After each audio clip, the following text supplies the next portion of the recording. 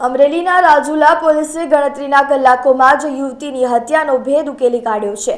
રાજુલા પોલીસે બાબરિયાધાર ગામે યુવતીની હત્યા કરનાર તેના પતિની ધરપકડ કરી છે।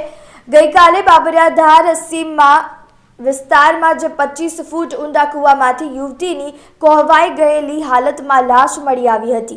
આ ઘટના પગલે રાજુલા પોલીસે હત્યા કરનાર આરોપીને પકડી પાડવા તપાસનો ધમધમાટ શરૂ કર્યો હતો। યુવતીનો હત્યારો આરોપી બીજો કોઈ નહીં પરંતુ તેનો જ પતિ નીકળ્યો છે। મૃતક યુવતીના પતિએ હત્યા કરી યુવતીની લાશ કૂવામાં ફેંકી દીધી હતી। ત્યારે રાજુલા પોલીસે ગણતરીના કલાકોમાં જ યુવતીની હત્યા કરનાર પતિ ભાવેશ પરમારને ઝડપી પાડ્યો છે। તો સમગ્ર મામલે વધુ તપાસ હાથ ધરી છે। હાલ રાજ્ય સરકારના જે સીઆઈડી ડિપાર્ટમેન્ટ છે, ગુજરાત પોલીસ, એમના તરફથી જે ગુમ મહિલાની બાળકો છે એને ગોતવા માટે ખાસ ઝુંબેશનું આયોજન કરવામાં આવેલ છે। અને આમાં અમરેલી જિલ્લાના રાજુલા પોલીસ સ્ટેશન ખાતે એક બહુ સરસ એવું એક ગુમ મહિલા જે આશરે આજથી 2.5 મહિના પહેલાં ગુમ થયેલ હતી, એનું ખરેખર મર્ડર થયેલું હતું, હત્યા થયેલ હતું। અને એના ગુનાનો જે ભેદ છે એ બહુ સારી રીતે રાજુલા પોલીસ ટીમે અને સાવરકુંડલા ડિવિઝન એએસપી નાઓએ શોધવામાં સફળતા મળેલ છે। એ બનાવની હકીકત એવી છે કે અમારી પાસે તારીખ 25/12 આજે ગુમ થનાર સોનલબેન છે, એમની માતાએ એની ગુમની જાહેરાત કરી હતી। અને ત્યારબાદ અત્રેના લોકલ પોલીસ અને એએસપી સાવરકુંડલા ડિવિઝનનાઓએ બહુ તાત્કાલિક આની ગંભીરતા લઈને તપાસ ગતિમાન કર્યો હતો।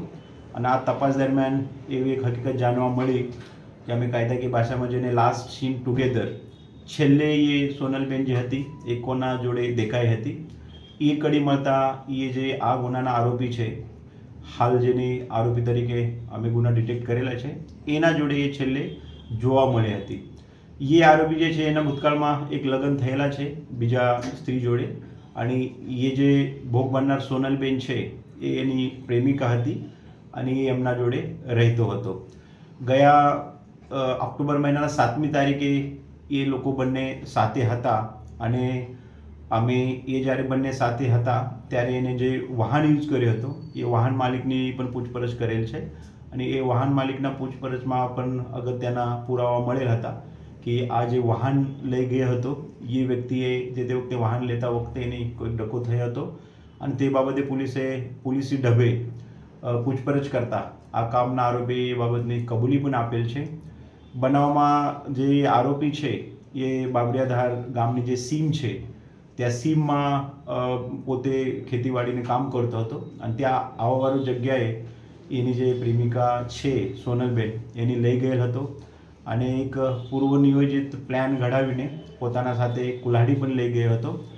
અને ત્યાં આ જે સોનલબેન છે એની પ્રેમિકા અને એની જે પહેલાં કાયદેસર પત્ની છે સંગીતાબેન, અને એ પોતે આ ત્રણેયની એના પ્રાપંચિક સાંસારિક જીવનમાં જે ઝઘડા થતા હતા તે બાબતે એ ત્રાસી ગયો હતો। અને એના ભાગરૂપે એને એવું નક્કી કર્યું હતું કે આપણે આ સોનલબેનનો નિકાલ કરવો જોઈએ।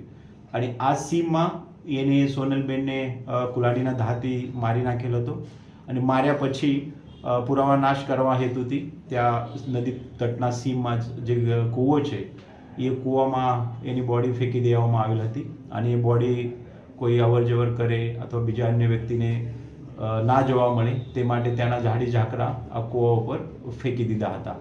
સાથે સાથે એ કુલ્હાડી એને છુપાવીને રાખી હતી। ભોગ બનનાર નાઓના જે કપડાં છે એ કપડાં પણ એને પુરાવા નાશ કરેલા છે, તે બાબતની કલમ પણ અમે ઉમેરો કરેલ છે। હવે આ જે ભોગ બનનાર છે એની હાલ જે અમે ડેડ બોડી મળેલ છે આશરે 80 દિવસ પછી, એ ડેડ બોડીના માત્ર પિંજર મળેલા છે, હાડકાં મળેલા છે। તો એની એક આઈડેન્ટિફિકેશનની પ્રક્રિયા પોલીસે હાથ ધરેલી છે। તે માટે અમે એફએસએલના જે અધિકારી છે એની મદદ લીધેલી છે અને એના એફએસએલ ખાતે અમે ડીએનએના એક સાંયોગિક પુરાવા લઈ લઈશું અને અમે એક ઓળખાણ પણ કરી દઈશું। તો એક બહુ એવું સરસ એવું કેસ રાજુલા પોલીસ સ્ટેશન અને એમની ટીમે ડિટેક્ટ કરેલું છે। અને અમે વિસ્તારના તમામ નાગરિકોને આહ્વાન પણ કરીએ છીએ કે તમારા વિસ્તારમાં ક્યારે પણ કોઈ ગુમ થાય, કોઈ આવો બનાવ બને, કોઈની શંકાસ્પદ હલચલ હોય તો પણ જિલ્લા પોલીસને, તમારા લોકલ પોલીસને એ બાબતની જાણ અવશ્ય કરવું। આ કેસમાં પણ આશરે લગભગ 80 દિવસ પછી બનાવની અમને જાણ થયેલી છે, જે કે માત્ર ગુમની જાણ છે। પણ ત્યારબાદ પણ પોલીસે બહુ ઊંડાણપૂર્વક તપાસ કરી, બહુ ગંભીરતાપૂર્વક તપાસ કરી અને એક પોલીસિંગનું જે પ્રોફેશનલિઝમ છે એ બહુ સારી રીતે બતાવી આ ગુનાનું ભેદ ઉકેલું છે, જેના લીધે એ રાજુલા પોલીસ ટીમને હું અભિનંદન પાઠવું છું. Thank you.